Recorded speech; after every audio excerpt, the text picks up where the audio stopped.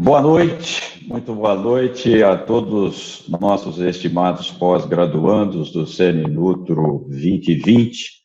Muitíssimo obrigado pela presença de todos vocês aqui. E nós temos hoje a honra de apresentar, então, o professor Dr. Carlos Alberto Verutski, que irá falar sobre o tema hidratação no exercício e no esporte, recomendações atuais. É sempre bom lembrar que as perguntas, elas podem, evidentemente, serem feitas aí no Q&A, né? E ali vocês podem deixar suas perguntas e no final o Dr. Verutski, evidentemente, irá responder. Nós queremos, eventualmente, aí, pedir desculpas se tiver algum erro técnico, que normalmente pode acontecer nessas plataformas, mas eu espero que vocês possam aproveitar e muito. É uma complementação, evidentemente, do CNNutro.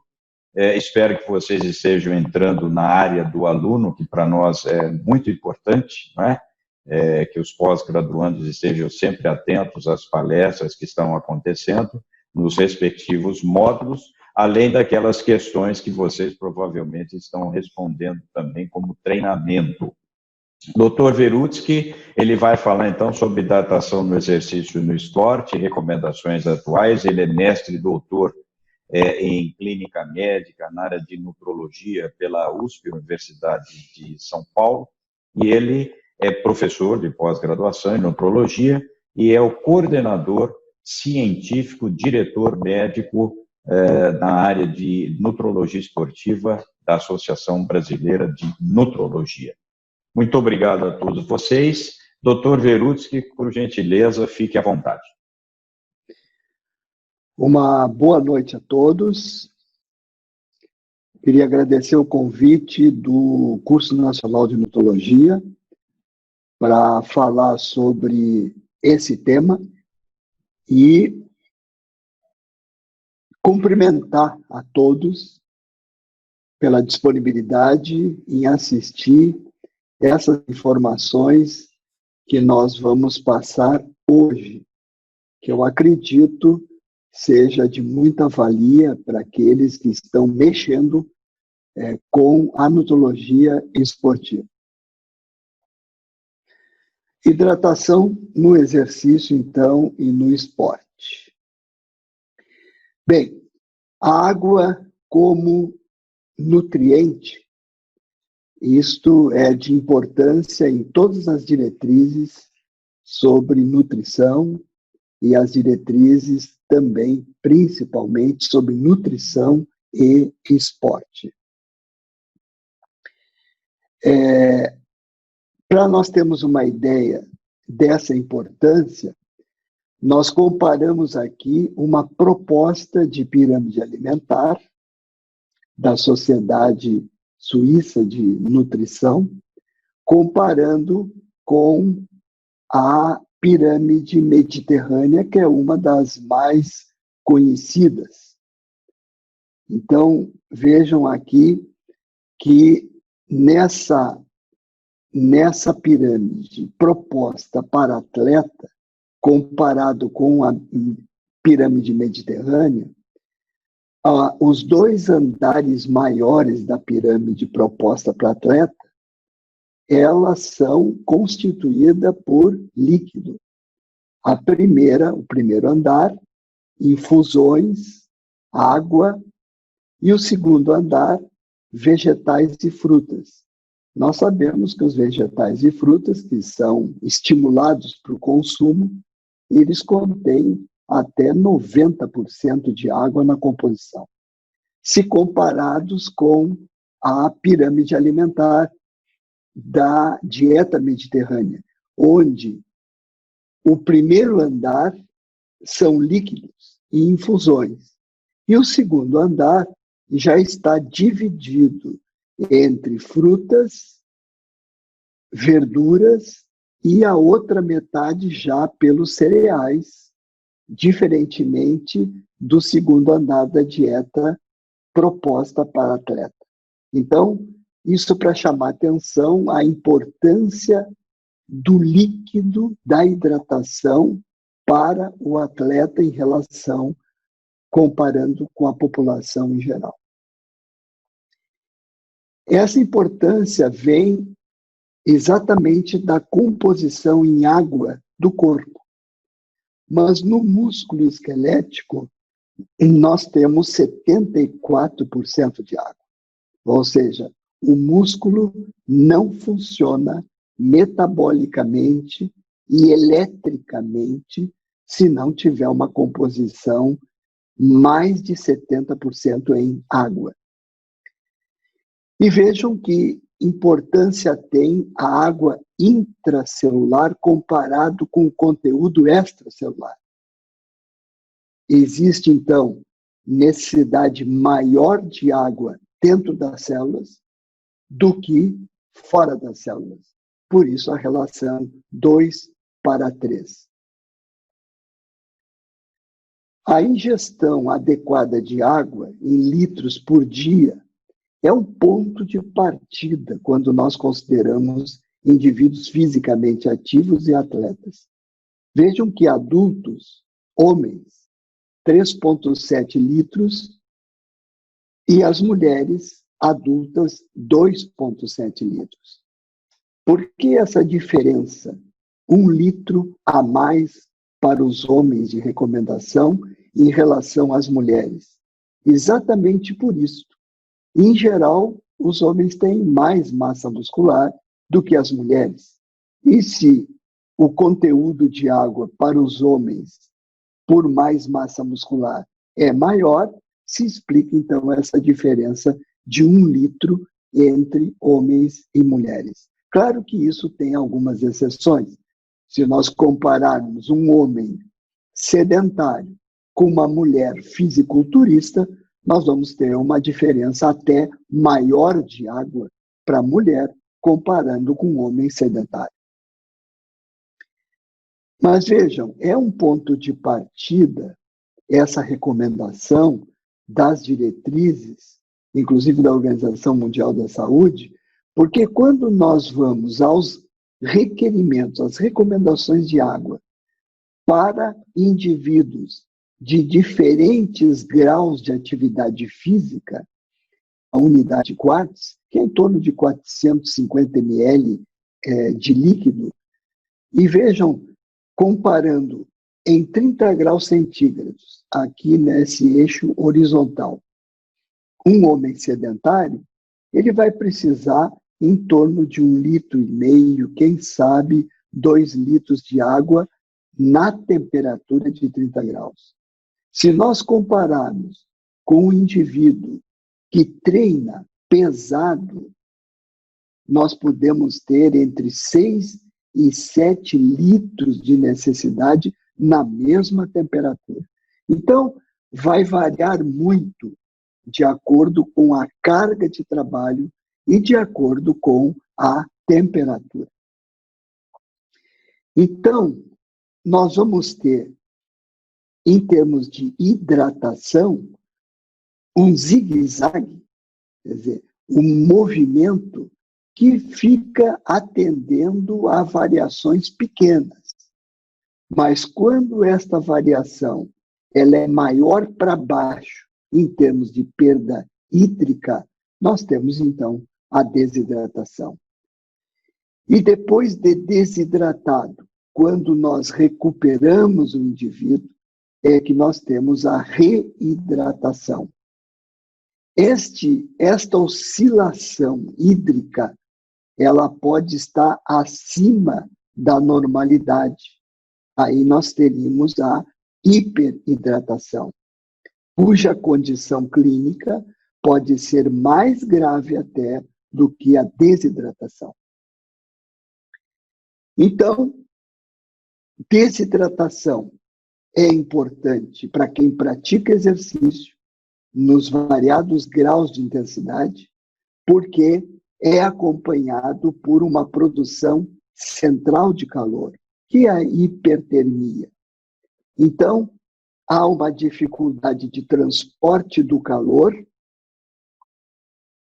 no corpo e para fora do corpo, através da evaporação.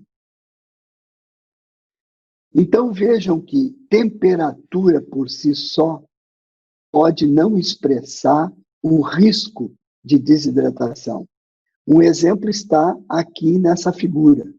32 graus, por exemplo, desde que a umidade relativa do ar seja grande, vai corresponder, ou seja, vai ser percebido a 80% de umidade a 37 graus.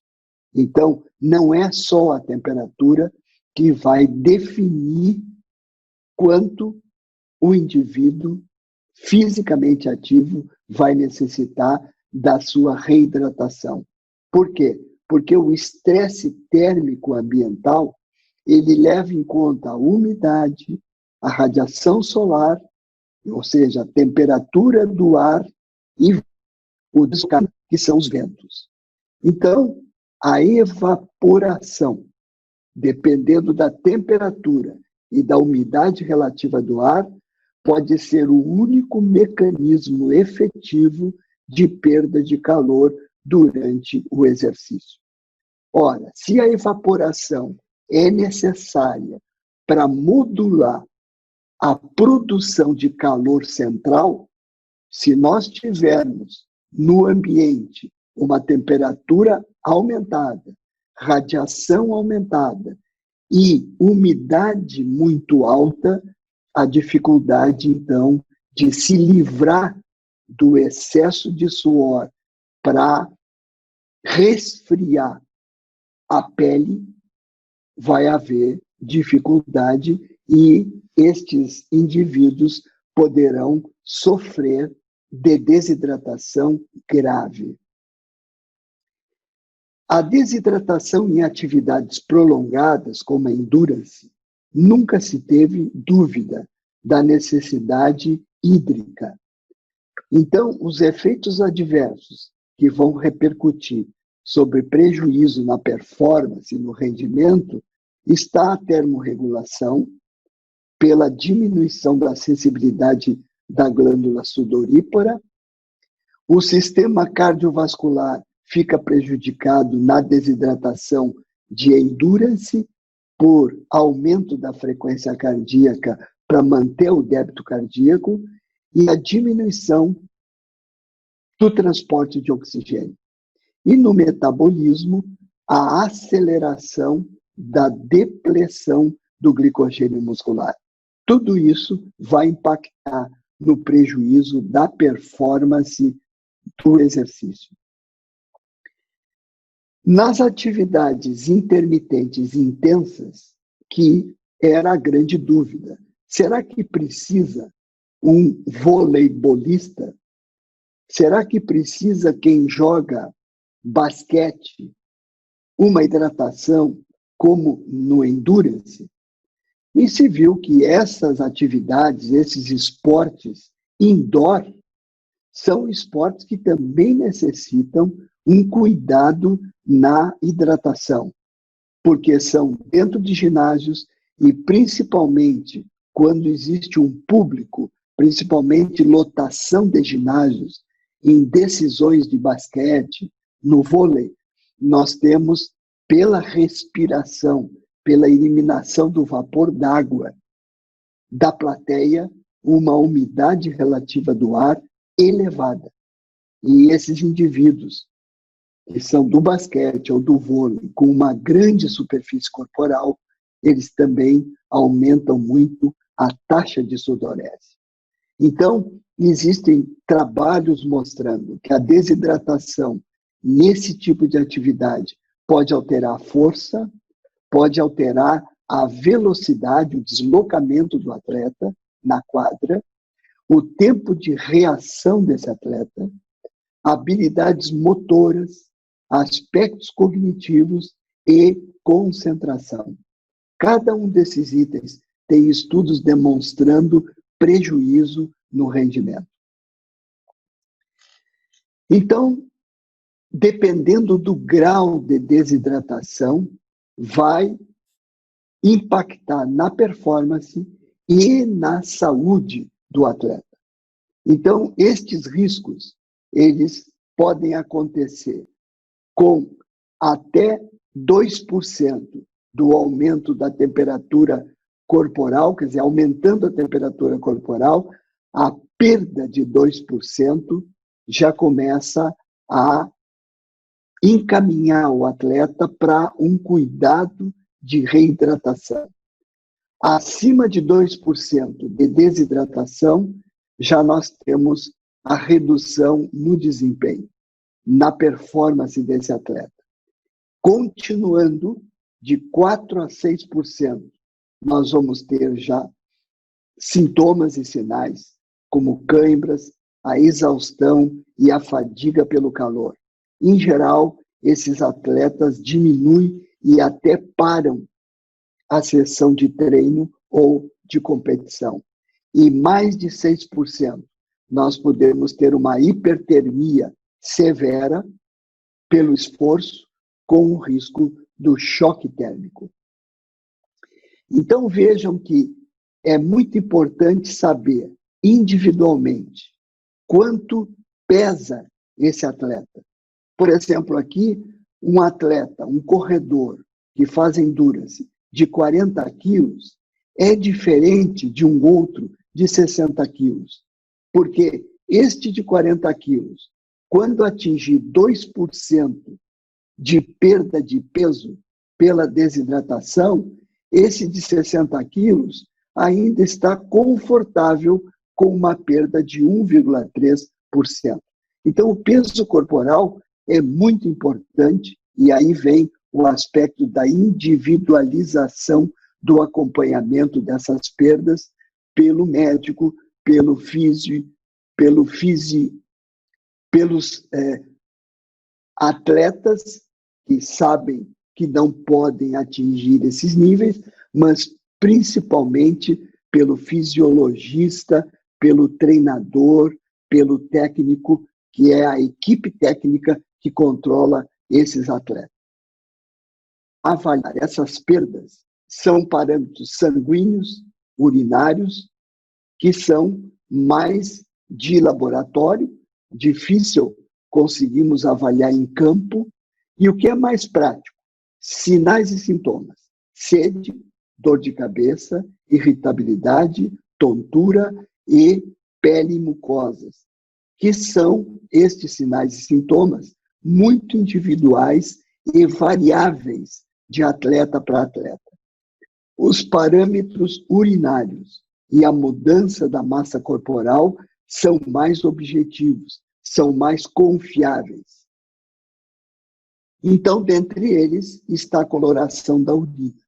Essa escala de Armstrong, esse cartão, todos podem baixar da internet para poder acompanhar individualmente os seus esportistas e atletas, onde 1 e 2, esses mais claras cores da urina, é um estado de euidratação, que corresponde a uma gravidade específica da urina menos de 1010. 3 e 4, onde a grande maioria dos atletas se encaixa, é a hipoidratação mínima, correspondendo a uma gravidade específica de menos de 1020. 5 e 6, já começa a ficar mais colorida a urina, mais forte. Hipoidratação significativa com até 1030 de gravidade específica. E mais de 6, hipoidratação grave, que seria 1030 ou mais de gravidade específica. Então, estes são as métricas para acompanhamento individual de cada esportista ou atleta. Quanto à mudança de peso corporal, que é outro dado objetivo, individual, é de acordo com os cuidados metodológicos, ou seja, pedir para o atleta esvaziar a bexiga antes de se pesar, mensurar a massa corporal com o corpo seco, sempre com o mínimo de roupa, descalço e sem meias. Preferencialmente de 50 gramas. ou a grande maioria delas de 100 gramas. Então vejam aqui o que acontece levando em conta a perda de peso, a massa corporal. Aqui dando um exemplo do João, que começou com 88 quilos a sessão de treino e terminou com 86, perdeu 2 quilos. A Maria começou com 52 quilos e depois da sessão de treino perdeu 2 quilos, chegando a 50.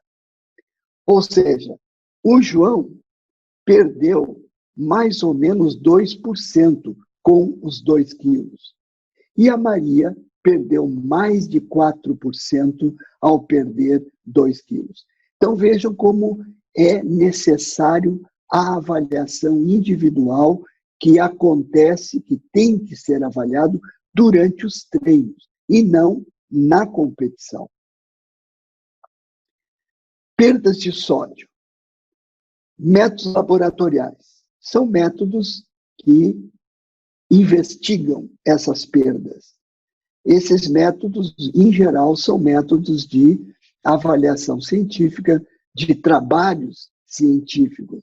O mais prático é a anamnese, com sinais e sintomas, que é o suor, que o esportista ou atleta diz que arde os olhos, o suor com gosto salgado e as manchas brancas em roupas escuras, que muitos já devem ter percebido individualmente ou em companheiros, em amigos, quando fazem exercício no calor.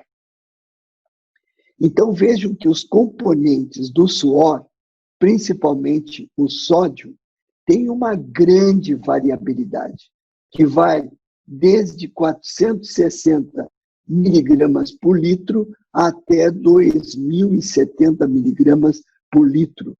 Assim acontece com menos graduação, com menos faixa para o cloro e para o potássio. Então, nós vemos aqui que a perda de sódio no suor, ela pode ser reparada naqueles que têm uma baixa perda com 500 miligramas e aqueles que têm uma perda excessiva até 2.300 miligramas de ingesta de sódio para conseguir reparar esta depressão importante. A hiponatremia, ela é laboratorial. O indivíduo com hiponatremia, ele, em geral, tem que ir para o hospital, tem que fazer a medida, menos de 135 milimol por litro, e quando baixa de 125 milimol por litro, é uma hiponatremia severa que pode chegar ao coma, ao edema cerebral. Felizmente, isso é incomum, mas acontece frequentemente, este incomum, em maratonas ou triatlon. São endurance ou ultramaratonas, que é em torno de 100 quilômetros de corrida. Então, é importante cuidarmos para que, principalmente na prática, esses esportistas e atletas menos avisados não façam um consumo exagerado de líquido, que é o que normalmente acontece nos hiponatrêmicos. Ou seja, quando são orientados a ingerirem água em todo posto, quando passam durante a corrida, este é um risco grande. Vai se refletir no controle de peso pré e pós sessão de treino ou competição. Então, todo atleta que chegar com o mesmo peso já é um sinal de alerta. Todo atleta que chegar, por exemplo, numa maratona, com mais peso do que iniciou, este tem que ficar em observação. porque o risco de hiponatremia é presente. Então, a recomendação da grande maioria das diretrizes no exercício do esporte é, antes, 300 a 500 ml, 2 a 4 horas antes de começar o treino ou a competição, para dar tempo de eliminar pré-exercício. Durante a competição ou o treino, 150 a 350 ml, 15 a cada 15 ou 30 minutos, dependendo, obviamente, do estresse térmico, e depois do evento esportivo, seja treino, competição, 150% seria a ingesta líquida do peso perdido, em bebidas principalmente contendo sódio. Chama atenção para as mulheres atletas que a fase luteal aumenta 0,3 a 0,6 graus centígrados, peso da temperatura central corporal nas mulheres. Ora, se sabe que 0,2 graus centígrados de aumento já existe um aumento da vasodilatação periférica. Então, esse é o cuidado nessa fase das mulheres que podem ter um risco maior de desidratação. Evitar a perda de mais de 2% do peso corporal e evitar o excesso de consumo líquido por causa da hiponatremia.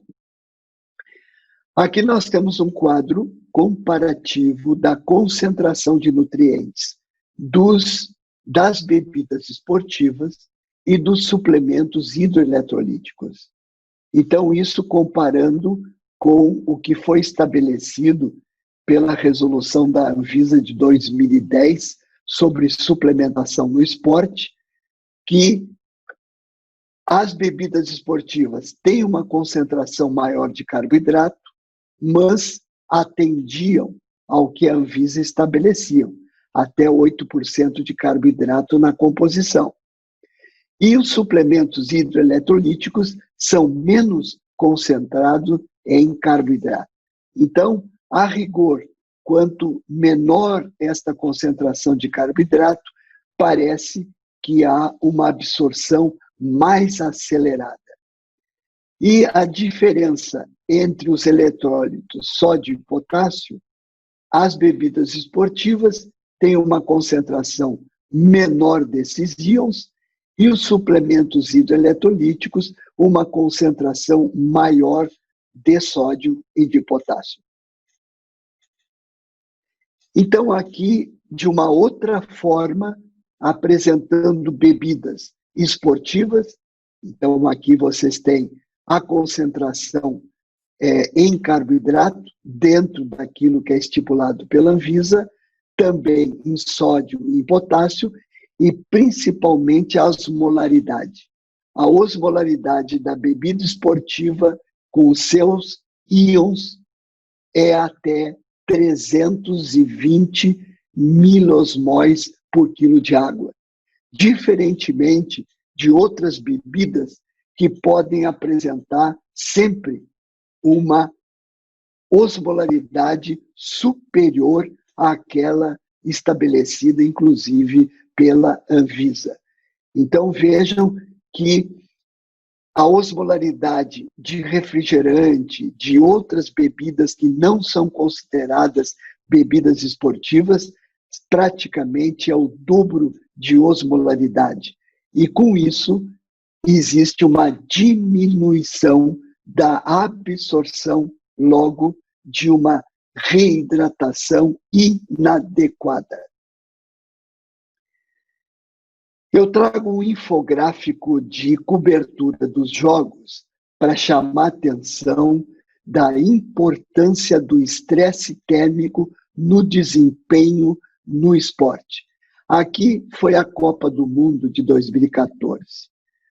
Nesse jogo, Brasil e México, que aconteceu no dia 12 de junho, em Fortaleza, às 16 horas, nós tínhamos 30 graus centígrados, com 58% de umidade e um vento de 19 metros por segundo.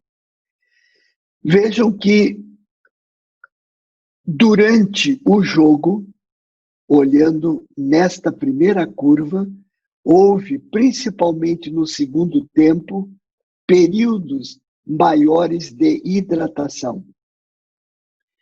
Comparando aqui a performance de arrancada de atacantes, 3 atacantes do Brasil e 3 atacantes do México, no primeiro tempo, que são esta faixa azul clara, comparada com a faixa azul escura do segundo tempo.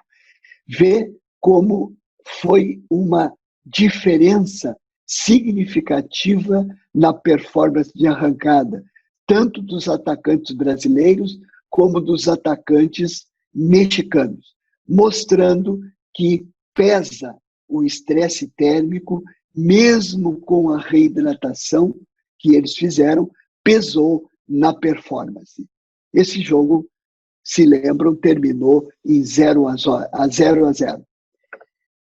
Aqui embaixo foi proposto uma média, já que é um esporte de grupo, não é individual, uma média de 500 ml para consumir antes do jogo, 625 ml, aqui diz mas seria por cada tipo de jogo, e 1.250 ml pós-jogo. Isso uma média nesse estresse térmico. Conclusões.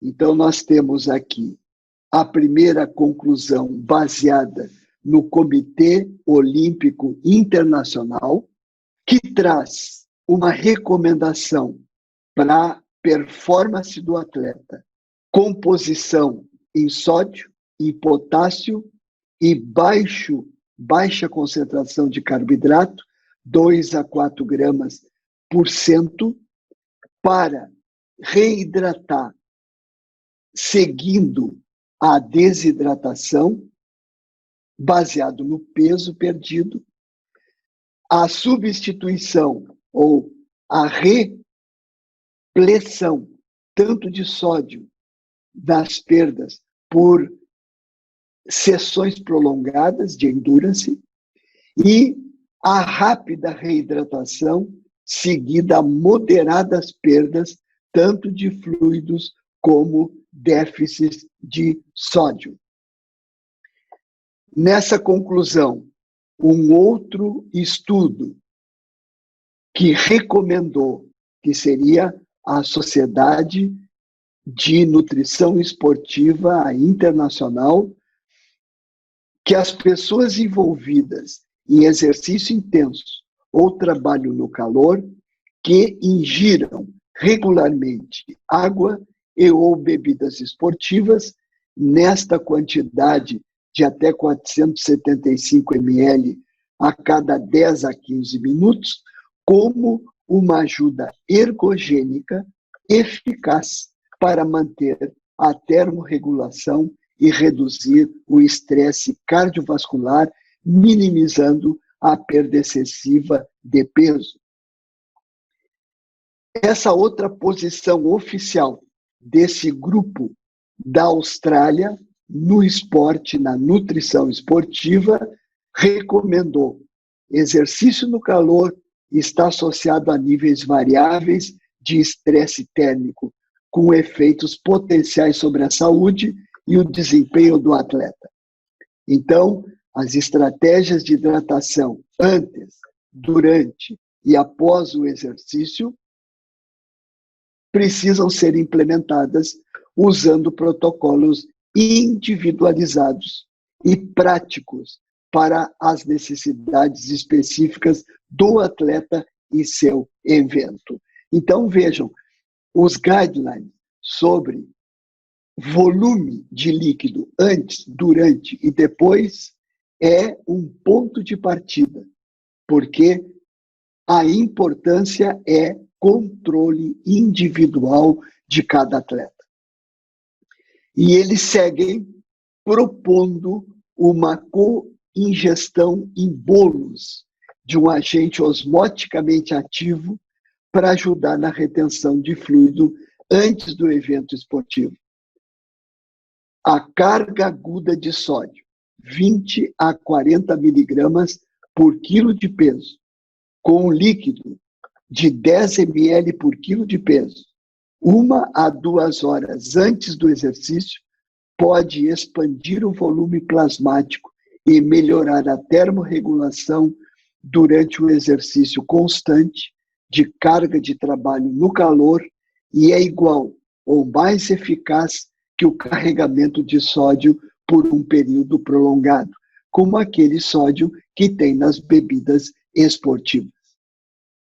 E, por último, este trabalho, que foi um dos trabalhos, embora in vitro, mas que demonstrou o seguinte: sempre quando nós estudamos hidratação no músculo, era através de biópsia. E o que é a biópsia? É um fragmento extraído de um grande músculo, em geral o quadríceps crural da coxa, e desidratado o fragmento. Esse trabalho não. Esse trabalho foi in vitro, mas levou em consideração um cenário que simulou o músculo perfeitamente hidratado. E aí fez comparações.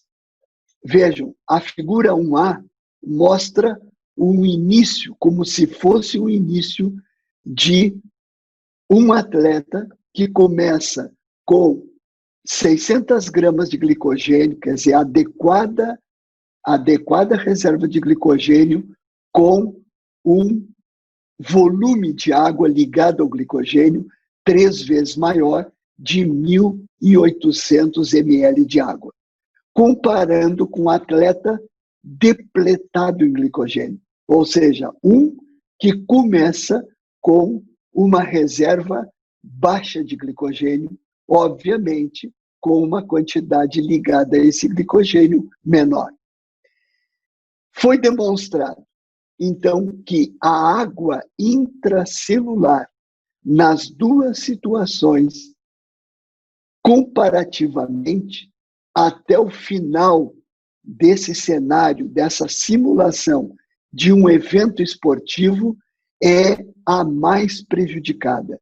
Ou seja, a água ligada ao glicogênio, que se esperava que fosse um reservatório que pudesse ajudar o atleta na recuperação da perda hídrica pelo suor, não.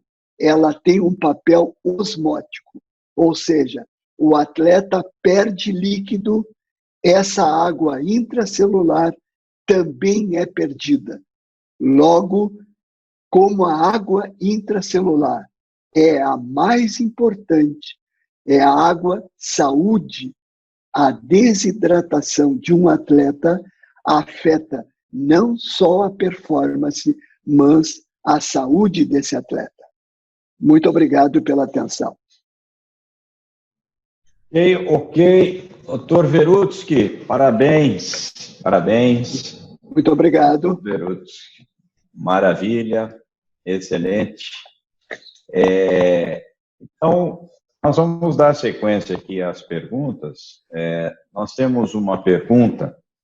É verdade, doutor Verutsky, que devemos hidratar as pessoas com 40 ml por quilo por dia?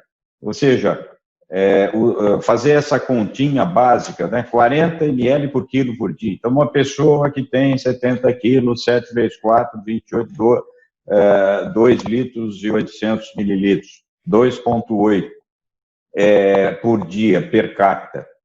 Isso é real ou não vale a pena utilizar essa continha, doutor Verutsky? Pode ser utilizado. Assim como é utilizado 3,7 litros para o homem adulto e 2,7 litros para mulher adulta. Qual é a diferença? A diferença é que qual é o ambiente que essas pessoas estão? O estresse térmico. Elas estão em Porto Alegre com 12 graus no frio ou estão lá em Alagoas com 32? Então, primeiro aspecto, atividade tem. Ela é sedentária? Ela é ativa, leve? Ou ela é um esportista? Ou ela é um atleta? Ou seja, nós partimos dessa conta, 40 ml por quilo, ou 3,7 homem, 2,7 litros mulher, como ponto de partida.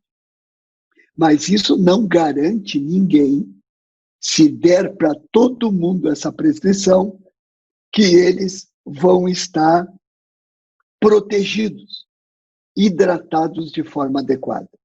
Elas vão ter que recorrer à cor da urina. Por exemplo, é um idoso que está em isolamento em casa. Vamos ver a cor da urina dele de manhã. Ele vai ser hidratado, por exemplo, com 40 ml por quilo. Lá no final do dia, vamos ver a cor da urina dele de novo.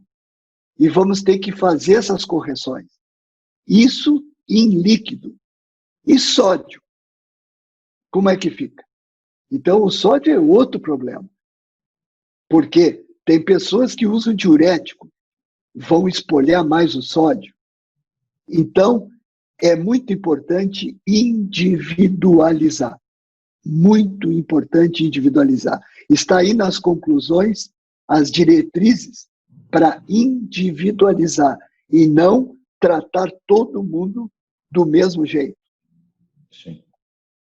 Ô, Verúcio, o senhor já falou durante a aula, mas o excesso de hidratação no atleta pode levar esse atleta a câimbras?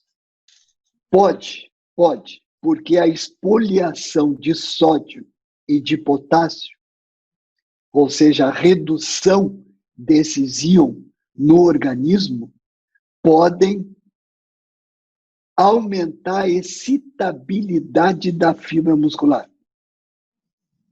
Ou seja, se eu vou me intoxicar com água, eu vou engolir muita água, eu vou diluir o que eu tenho de íons.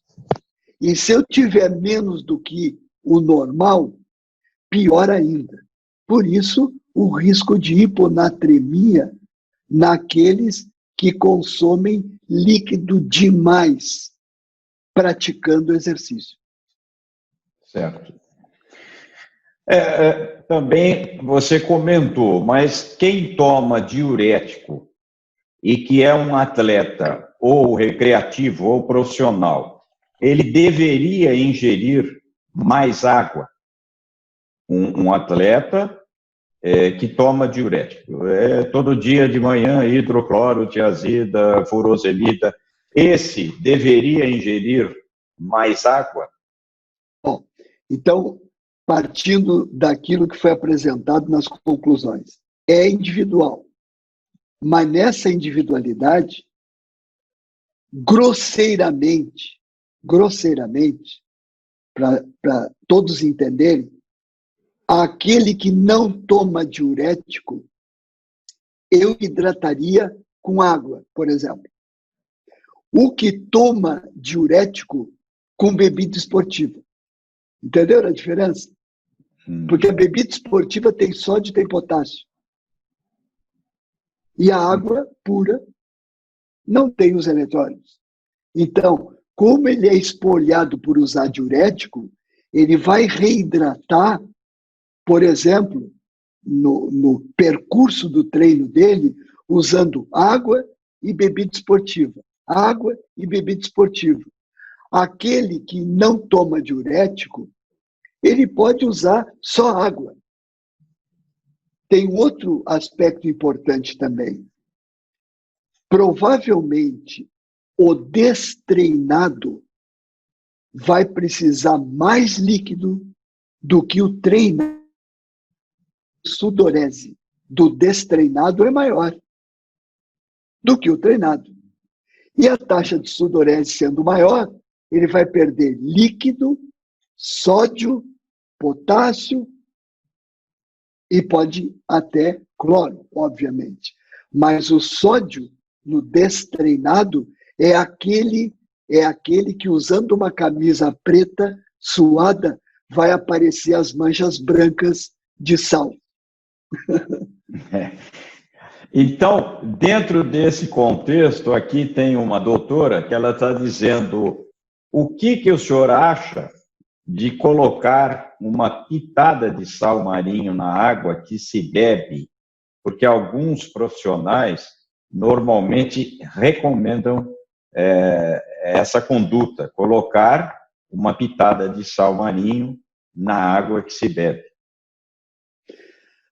Pois é, por exemplo, fazendo uma correlação com um dos trabalhos que eu apresentei como conclusão, inclusive é de 2020, propondo pela primeira vez o bolos de sódio com líquido antes do treino do evento esportivo, que é uma quantidade em torno de 2 gramas de sódio, que é praticamente o que a gente tem que usar no dia todo, propondo antes do evento esportivo. Bom,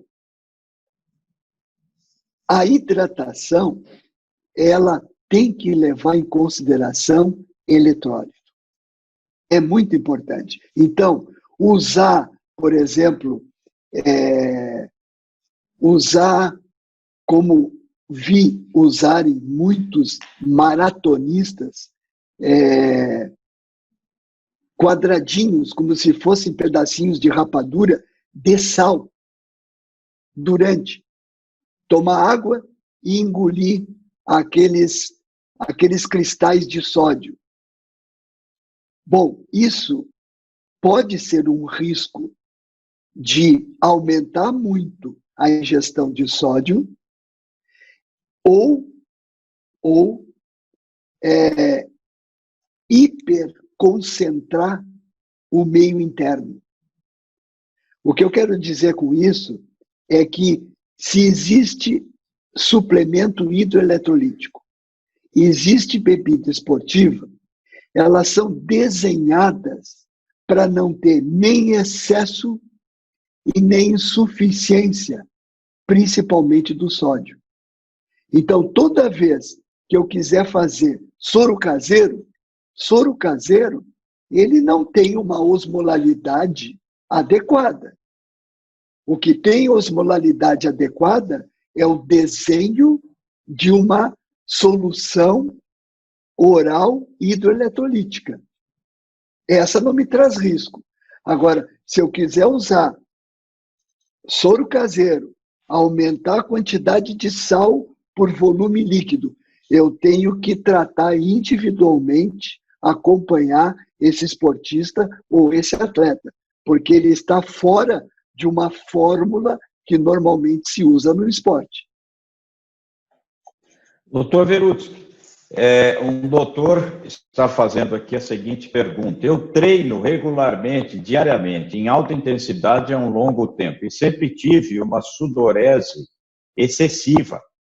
Eu deveria me reidratar com bebidas esportivas e água ou apenas água já é suficiente? Eu acho que até você já fez algumas considerações anteriores a respeito. Então, de forma prática, primeira coisa que ele tem que fazer, tem que se pesar antes e tem que se pesar depois que terminou o treino.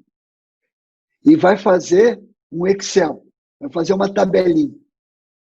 Então, quanto ele se hidrata antes? Quanto ele bebe antes? Bebe durante ou não? E quanto ele bebe depois que terminou o treino?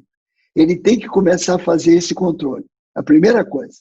Segunda, é em relação aos tais 2%, que é o máximo que ele tem que perder de peso nesse treino. Essa sudorese excessiva, será que chega a 2% ou ultrapassa 2%? Por quê? Porque a desidratação ela é a principal causa de cãibra. Depois que nós vamos pensar em insuficiência de ingestão de sódio, de potássio e lá longe o magnésio.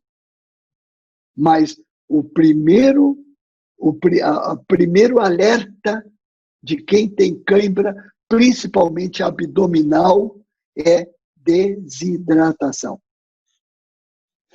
Doutor Verutsky, até diante, praticamente você já respondeu, mas uma pergunta aqui de uma doutora, ela diz, afinal, cãibras é devido à perda de potássio, à perda de magnésio, à perda de água, ou tudo junto? De forma muito simplista, pode ser tudo junto, mas primeiro é a perda de fluido, de líquido, primeiro. Segunda, se isso está adequado, segundo é sódio. Depois eu vou desconfiar do potássio. Por que eu falo isso? Porque sódio é rico na natureza. Potássio é rico na natureza. Mesmo quem não coma verdura, legume e fruta, assim mesmo é capaz, no que é acrescentado na cocção, comer esses eletrólitos, certo? Mas o magnésio, que pode, se eu excetuar, quer dizer, se eu tirar fora líquido, tá ok, não é isso aí. Sódio, não é também. Potássio, não é também. Aí que eu vou pensar no magnésio. Porque não adianta fazer exame de sangue em nível ambulatorial para saber como é que está o magnésio. Sempre vai estar normal. Nós teríamos que pedir o magnésio intraeritrocitário. Isso só se faz em pesquisa, porque o magnésio ele é sequestrado pelo glóbulo vermelho. Ele vai lá para dentro. Então, quando falta no plasma, sai do glóbulo vermelho e vai para o plasma. Então, eu teria que ver quanto de insuficiência tem lá dentro do eritrócito. E isso é só pesquisa. A gente não... Ok. Doutor Verutsky, aqui nós temos mais duas perguntas. Tem uma aqui que eu vou deixar para o fim porque é do vinho, tá? Mas o senhor poderia repetir, aqui uma doutora que está dizendo boa noite, muito obrigado. O senhor poderia repetir o que falou sobre suor que arde os olhos? É um sinal de desidratação? Não necessariamente, porque desidratação é perda de fluido, líquido, água corporal. O sódio, quando é perdido, a pessoa sente ardência nos olhos porque está perdendo sódio, porque está na pele e ela coçando o olho, arde o olho. E ela pode verificar na sua veste, na sua camiseta, se for escura, mancha branca de sal. Se ela colocar a língua sobre a sua pele, vai sentir gosto salgado. Então, são sinais práticos de muita perda de sódio. E é exatamente aí que quer dizer, terminou o treino, sentiu ardência no olho, o suor salgado e mancha branca, usa bebida esportiva. Isso está ali nas conclusões que eu apresentei. Bebida com sódio. E não só água, porque o sódio tem que ser reposto. E, obviamente, a primeira refeição que vai fazer depois, uma refeição que tenha sal. Doutor Verutsky, duas perguntas. Essa aqui é muito interessante, quer dizer, na rotina a gente observa essas indicações. Está indicado o uso de bebidas esportivas para a desidratação por gastroenterocoliite aguda? Ou o uso é apenas para exercício físico, né? Não, Ou seja, não. no dia a dia a gente observa muito isso. Fulano está com jeca, vamos fazer uso aí de uma bebida esportiva. Aguda, é isso, né, que ela perguntou? Isso. Diarreia. Diarreia. Exato. Certo? Diarreia. Veja, eu apresentei um quadro com solução hidroeletrolítica e bebida esportiva, certo? O que se viu nesse quadro?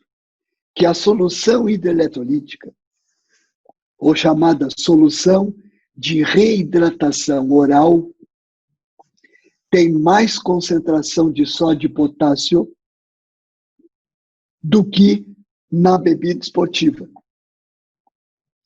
Estas soluções é que são usadas na diarreia para reidratação. As mais concentradas em sódio e potássio.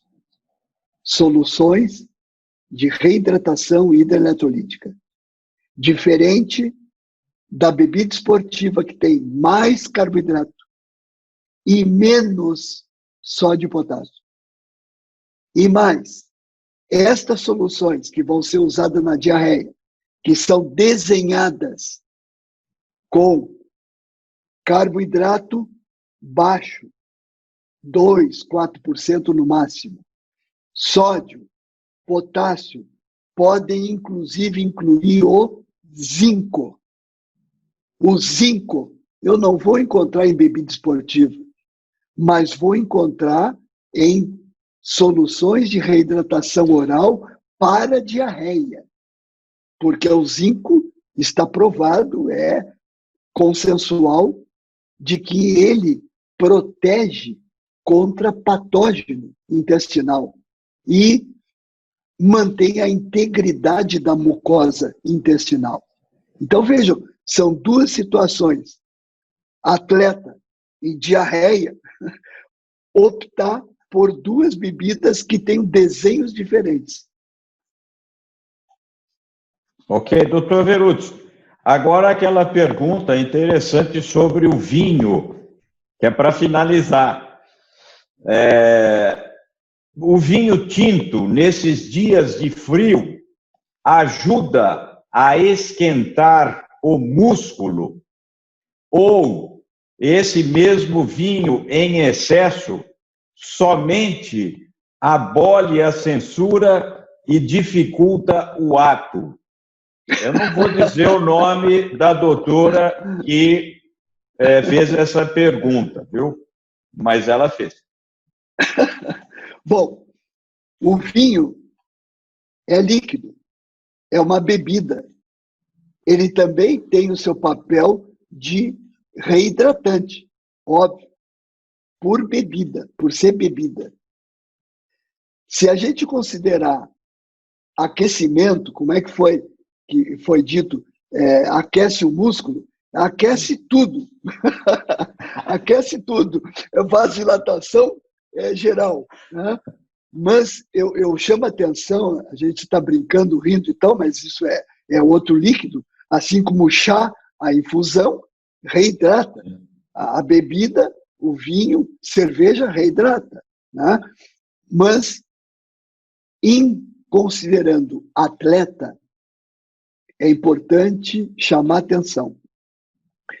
Todo atleta, isso é trabalho científico, todo atleta que é adito à bebida alcoólica, quer dizer, ele faz uso frequente, contínuo, e é um atleta, foi identificado que cronicamente a célula muscular aumenta a vacuolização.